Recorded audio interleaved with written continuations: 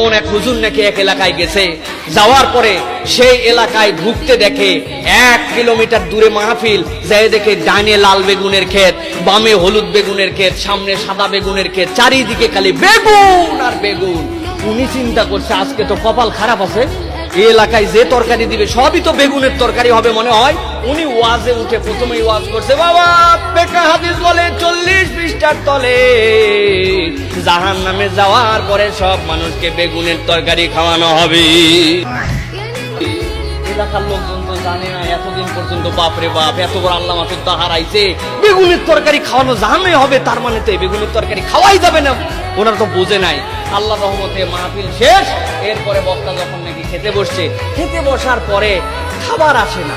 জিজ্ঞাসা করছে, বাবা এটা তো অনেক দূরতে সফরে আসেই আমি তো কথাবার্তা বলছি, তাড়াতাড়ি খাবার দাও। হুজুর কি বলবো আর, দুঃখের কথা আমরা তো জানতাম না যে বেগুন খাওয়া এত বড় অপরাধ, কিন্তু আপনি আসার পরে যে ওয়াজ করছেন বেগুনের বিরুদ্ধে।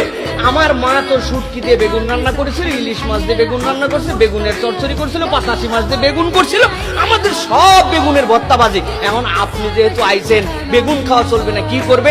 মা একটা ডিম ভাজতেছে আর আলু ভর্তা করছে, একটু দেরি করেন। চিন্তা করছে, হাই হাই আমার ফেভারিট সব খাওয়া, পাতাশি মাছ, শুটকি মাছ, ইলিশ মাছ, সব বেগুন দিয়ে আমার খাওয়া নষ্ট হবে।